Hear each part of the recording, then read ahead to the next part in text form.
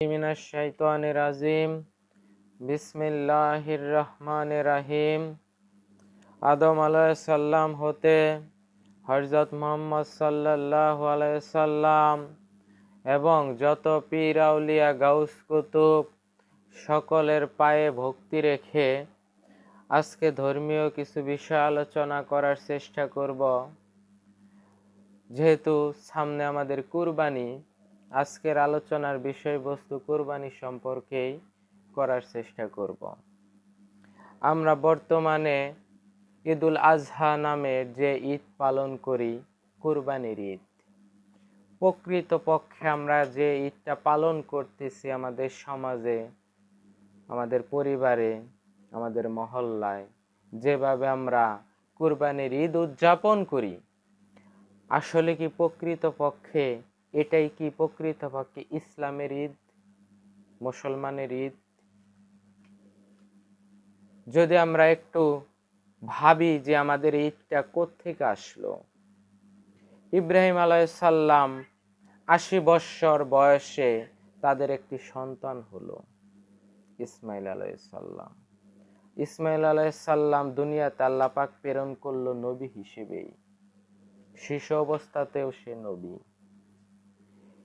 এত দীর্ঘদিন পর যদি কোনো মানুষের কাছে, মানুষের গর্ভে যদি একটি সন্তান আসে, সেই সন্তানের প্রতি বাবা মার সব থেকে বেশি, জীবনের থেকে বেশি ভালোবাসা থাকে, মহব্বত থাকে, মায়া থাকে। আল্লাহ পাক সেই ইসমাইল আলাইহিস সালামকে কুরবানি করার জন্য হুকুম করলেন। প্রকৃতপক্ষে আল্লাহ পাক কি ওই জায়গায় ইসমাইলকেই কুরবানি করার কথা বলছে? আমরা কি এই জিনিসটা একটু ভেবে দেখেছি? ইব্রাহিম আলাইহিস সালাম যে জাতির পিতা, তার উপর যে হুকুম আসলো তোমার সন্তান ইসমাইলকে কুরবানি করো, কিন্তু কুরবানি করার পরে দেখে সেখানে একটা দুম্বা পড়ে আছে, ইসমাইল কুরবানি হয় নাই। তাহলে আল্লাহ পাক এখানে কি কুরবানি করতে বলেছিল? আর আমাদের জাতির পিতা কি কুরবানি করলো এ জায়গায়? ৮০ বৎসর পর যে একটি সন্তান আসছে, সেই সন্তানের থেকে আল্লাহ পাকের প্রতি ভালোবাসা বেশি না কম? ওই সন্তানের প্রতি যে মায়া, তার থেকে বেশি মায়া আল্লাহ পাকের প্রতি আছে কিনা? এই সন্তানের প্রতি কতটুক মায়া, মহব্বত, ভালোবাসা, এর থেকে বেশি ভালোবাসা আল্লাহ পাকের প্রতি আছে কিনা, এই পরীক্ষাটাই আল্লাহ পাক করেছিল।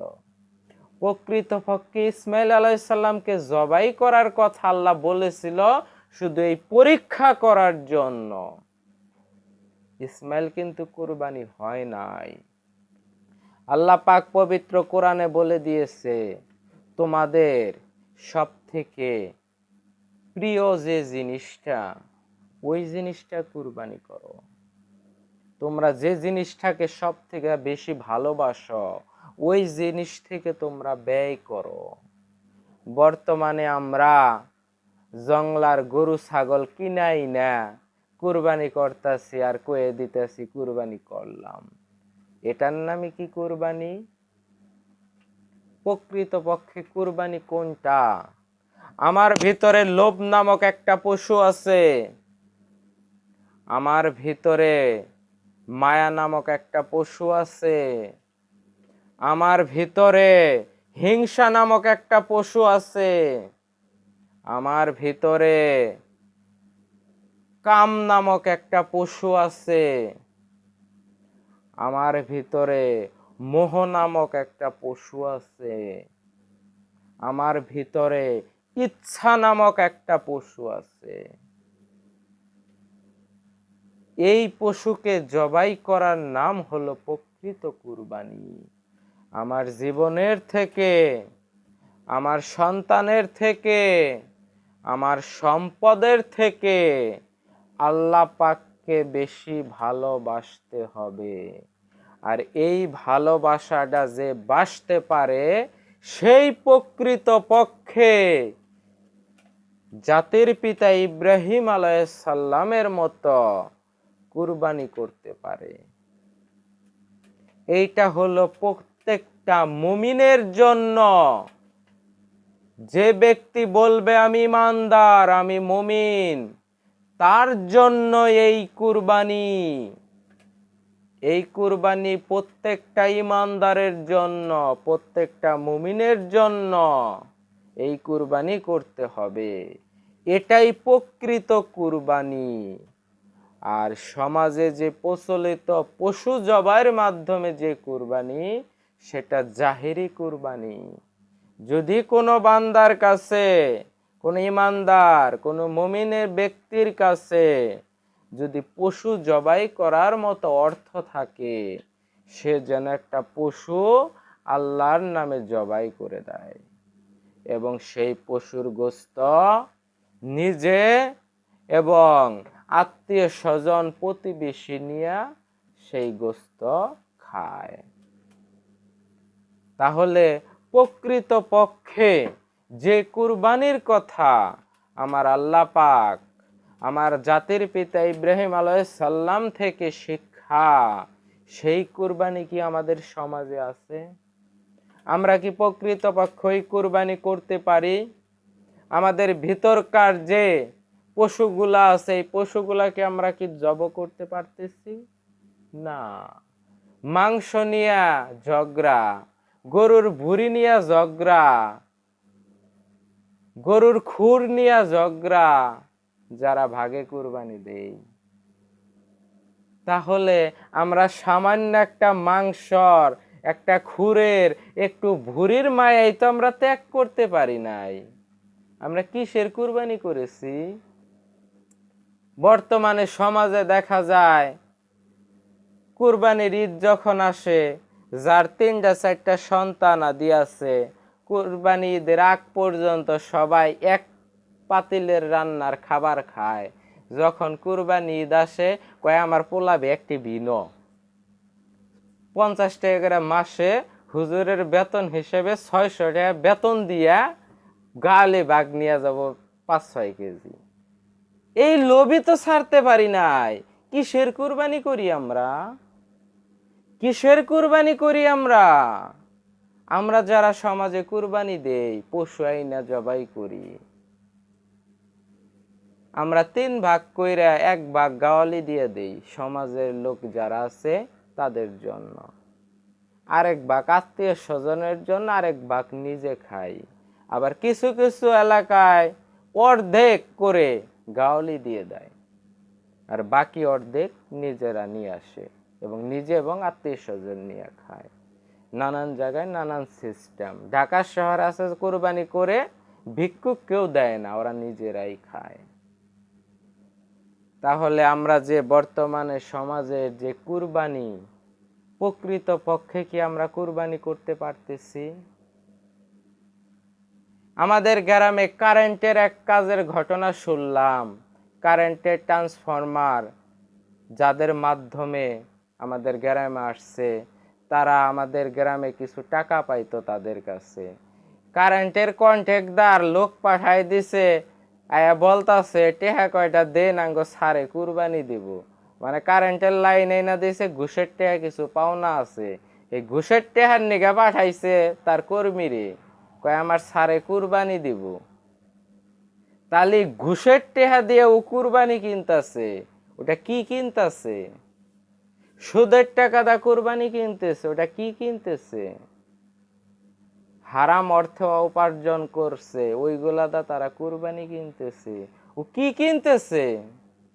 ও ভিতরের পশুকে জবাই করব তো দূরের কথা, যে পশুটা হাট বাজার থেকে কিনাই না জবাই করতেছে, জবাই করে নিজে খাইতেছে, এক টুকরা হলেও মানুষকে দান করতেছে, ওই টুকরাটা কি দান করতেছে? ওই কি খাওয়াইতেছে? ও নিজে হারাম খাইতেছে, অন্য জনকেও হারাম খাওয়াইতেছে। আমরা সমাজে যারা কুরবানি দিয়ে থাকি, সমাজের গাওয়ালি বাগ যদি দেখা যায় জমা হয় 10 মণ, ওইখানে কিন্তু 1 মণ হারাম অর্থ উপার্জন দিয়ে কুরবানি দেওয়ার মাংসও থাকে। কেন? কেন তুমি হারাম উপার্জনের অর্থ দিয়ে কুরবানি দিয়েছ, আর ওই মাংস কেন হালাল জায়গায় আইনা দিতেছ? কারণ 10 কেজি দুধের মধ্যে যদি 1 ফোঁটা চোনা পড়ে, ওই দুধ আমরা কেউ খাইতে চাই না। কিন্তু 10 মণ মাংসের মধ্যে যখন 1 মণ হারাম মাংস আইনা দেই, তখন আমরা ঠিকই খাই। কারণ কি? চরিত্র কেন 2 রকমের জায়গায়? চরিত্র তো একরকম থাকতে হবে। 10 কেজি দুধের মধ্যে যেরকম 1 ফোঁটা চোনা পড়লি দুধ 10 কেজি হারাম, কেউ খাবে না। কাউকে যদি সাদে যে 1 গ্লাস দুধ খাও, তো কব যে এটা হারাম, চোনা পড়ছে, খাবো না। আর সেই ব্যক্তি 10 মণ মাংসের মধ্যে 1 মণ হারাম মাংস আসছে, সব মিক্সার কইরা সবাইরে বিতরণ করে দিলাম, সবাই খাইতেছি, কেউ বলতেছি না আমরা যে আমরা কি খাইতেছি। আর যারা এই কাজটা করতেছে, যে হারামখোর, যে ঘুষখোর, যে চোর, কুরবানি দিছে জংলার পশু কিনাই না, ওই পশুর মাংস, 1 টুকরা মাংস ওই যেন কাউরে দান না করে। যে ব্যক্তি হারাম খায়, হারাম উপার্জন করে, ও যদি কোনো পশু কুরবানি করে, ওই মাংস যেন 1 টুকরা মাংস কোনো গরিব অসহায়ের কাছে যেন দান না করে, কারণ ওইটা হারাম। ওই হারাম মাংসটা ওই বেশি কইরা খাক, কারণ ওর মরার পরে হিসাব দিতে হবে। আমরা কোন জায়গায় আছি? আমরা সমাজে কুরবানি করি, মাংস নিয়ে মারামারি, মাংস নিয়ে ঝগড়া করি, কিন্তু প্রকৃত পক্ষে কুরবানি কি মাংস? জংলার পশু যে জবাই করলাম, ওইটার নাম কি কুরবানি? আমাদের জাতির পিতা কি এই শিক্ষা দিয়েছে? আমার নবী কি এই শিক্ষা দিয়েছে? কি শিক্ষা দিয়েছে আমাদের? আমাদের কি কুরবানি করতে হবে? আমাদের ভিতরে যে পশুগুলা আছে, এই পশুগুলাকে কুরবানি করতে হবে। এইটাই হলো প্রত্যেকটা মুমিনের জন্য কুরবানি। আর যাদের টাকা আছে তারাই শুধু পশু কুরবানি দিবে হালাল অর্থ থেকে। যদি তোমার কাছে 5,000 টাকা থাকে হালাল, তুমি একটা ছাগল আইনা কুরবানি করো। আমাদের এক সাহাবীর একটা ঘটনা শোনা যায়, সে মুরগি জবাই কইরা কুরবানি করছে। তার যতটুক সামর্থ্য ছিল, সে একটা মুরগি জবাই করছে কুরবানি করার নিয়তে। আর তোমরা 2 লাখ, 5 লাখ, 10 লাখ, 15 লাখ টাকা ছাগলওয়ালা কুরবানি করে, এটা কি হালাল? বর্তমানে একদল মোল্লা ভাই রইছে, এই গতকালকে ভিডিও দেখলাম, বলতেছে ঋণ কইরাও কুরবানি দেওয়া যাব। এই মোল্লায় আবার মাথার মধ্যে খুব সুন্দর কইরা পাগড়ি দিয়া থাকে, মহিলা মানুষ যেরকম মাথায় ওড়না দিয়ে ঘোমটা দিয়া থাকে, ঘোমটা দিয়ে হেরা নইছে, কয় ঋণ কইরা কুরবানি দেওয়া যাব। এই হারামখোর মোল্লা, কুরবানি কারে কয়? জঙ্গলের থেকে, হাট বাজারের থেকে গরু ছাগল টাইনা কিনে আইনা কুরবানি করতেছস, ওইটার নাম কি কুরবানি? মেন কুরবানির কথা কেন বলো না? মূল কুরবানির কথা কেন বলো না? আর আনুষ্ঠানিক কুরবানির কথা বলতেছ, সে জায়গায়ও তুমি হারাম ঢুকাইতেছ কেন?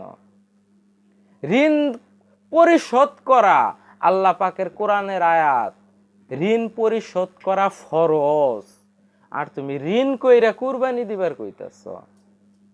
কারণ কি? কারণটা কি? তুমি ঋণ কইরা কুরবানি দিতে বলতেছ? ঋণ করে কি কুরবানি হবে?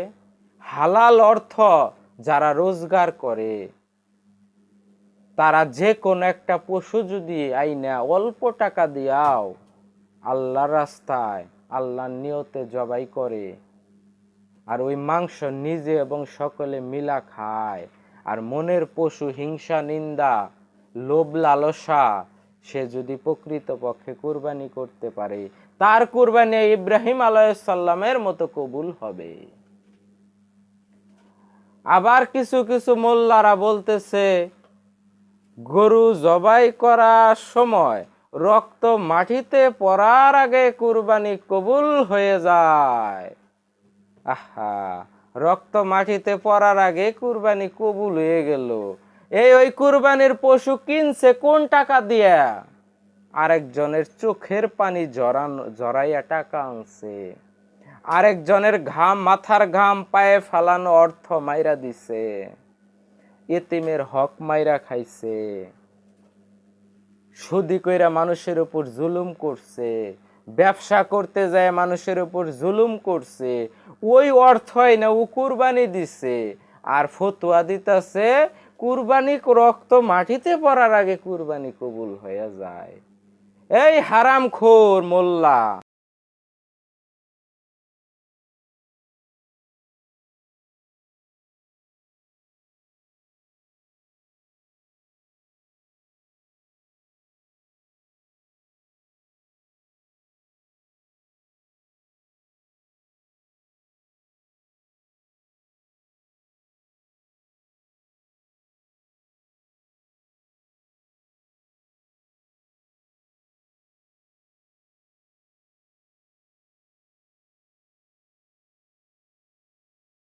আর বুইরা বুইরা মোল্লারা ছুরি নিয়ে যায়, আল্লাহু আকবার দিতাছে জব কইরা, টেহা 2000 পকেটে দিয়া দিতে চাইয়া পড়তাছে।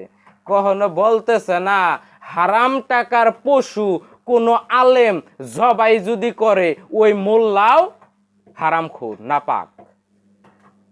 হারাম টাকার কোন পশু কোন আলেম কুরবানি করতে যাইতে পারবে না, কোন মোল্লা যাইতে পারবে না।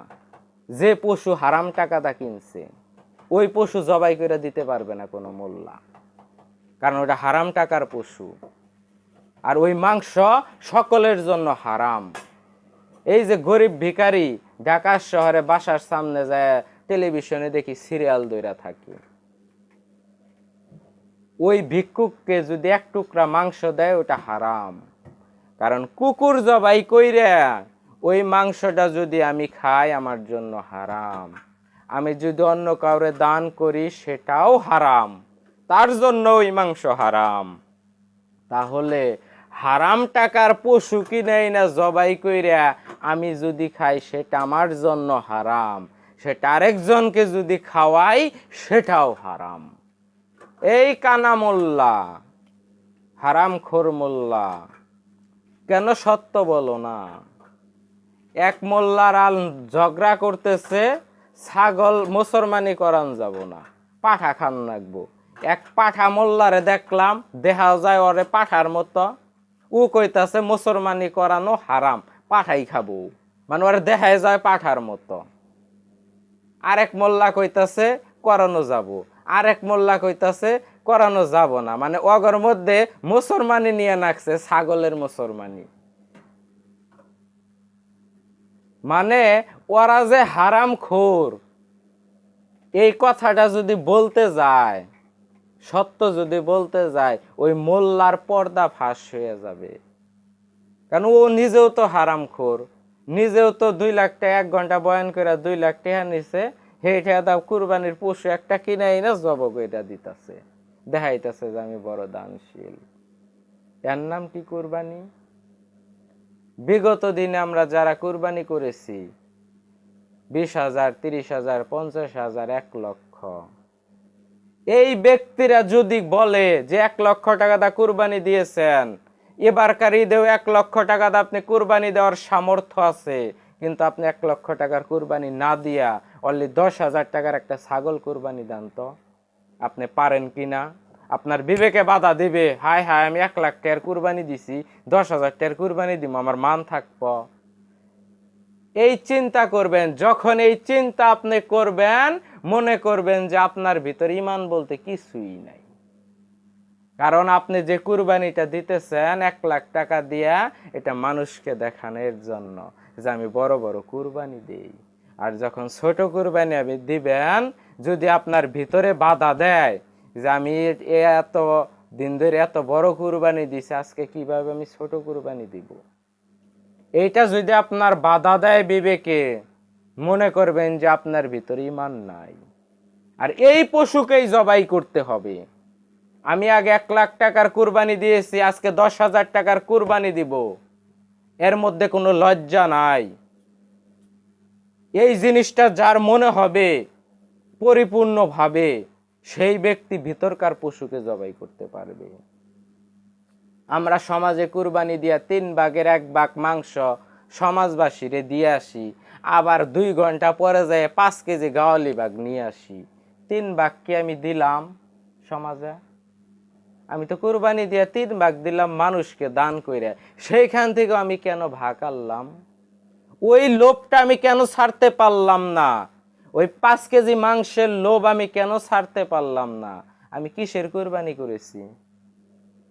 আমি কিসের কুরবানি করেছি? আমি 30,000 টাকার কুরবানি দিলাম, 10,000 টাকার মাংস আমি সমাজে দিয়ে আসলাম, 20,000 টাকার মাংস আমি নিয়ে আসলাম, সেখান থেকে আরো আত্মীয় স্বজনকে আমি দান করলাম। পরবর্তীতে ওই 10,000 টাকার ওইখান থেকে আমি 3,000 টাকার মাংস আমি পাইলাম, গাওয়ালি নিয়ে আসলাম। তাহলে কি প্রকৃতপক্ষে আমি 3 ভাগ গাওয়ালি দিয়েছি সমাজে? না।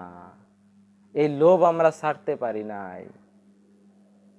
আমাদের প্রকৃত যে কুরবানি, যে লোভ নামক বস্তু, যে মায়া, যে মহাব্বত, যে ভালোবাসা, যে হিংসা, যে লালসা, যে কাম, এই যে পশুগুলো আমার অন্তরে আছে, এই পশুগুলাকে জবাই করতে হবে। তাহলেই প্রকৃত পক্ষে আমাদের জাতির পিতা ইব্রাহিম আলাইহিস সালামের কুরবানির মতো কুরবানি হবে। এই কুরবানি যেন আমরা করতে পারি। আল্লাহ পাক যেন প্রকৃত পক্ষে ইব্রাহিম আলাইহিস সালাম যে ত্যাগ, যে ভালোবাসা, যে মায়া, যে মহব্বত আল্লাহর রাস্তায় কুরবানি করেছিল, সেই মায়া, সেই মহব্বত, সেই ভালোবাসা নিয়ে যেন আমরা প্রকৃত পক্ষে কুরবানি করতে পারি। আর জাহেরিভাবে যে আমরা পশুটা জবাই করি, আমি নিজে খাবো এবং আমার আত্মীয় স্বজন প্রতিবেশী নিয়ে খাবো, এই পশুটা যেন আমি হালাল উপার্জন দিয়ে ক্রয় করি। যারাই আমরা পশু কিনবো কুরবানির নিয়তে, এই যত টাকা দেয় কিনি না কেন, 5 টাকা দা কিনি আর 5 লাখ দিয়ে কিনি, এই পশুটা যেন পরিপূর্ণ হালাল অর্থ দিয়ে কিনি, হারাম টাকা দিয়ে যেন আমরা না কিনি। আমার কাছে 10,000 টাকা আছে, আমি একটা ছাগল কিনে না কুরবানি করব, আমি যেন ঋণ 20,000 টাকা ঋণ কইরেই না 30,000 টাকা দিয়া বড় একটা গরুর ভাগী যেন আমরা না হই। কারণ আমার 10,000 টাকাই হালাল। আর যখন আমি 20,000 টাকা ঋণ করে আনব, 30,000 টাকা হইল, তখন এইটা হারাম হয়ে গেল। কারণ ঋণ করে কুরবানি দেওয়া যাবে না। যে মাতাল মোল্লা, হারামখোর মোল্লা, যারা ইহুদির খ্রিস্টানের দালাল, ওই মোল্লারা বলতেছে ঋণ করে কুরবানি দেওয়া জায়েজ, এদের কথা যারা শুনবেন তাদের কুরবানি কখনোই হবে না। কারণ ঋণ পরিশোধ করা আল্লাহ পাক বলে দিয়েছে ফরজ, আর ও বলতেছে ঋণ কইরেই না কুরবানি দেওয়ার জন্য।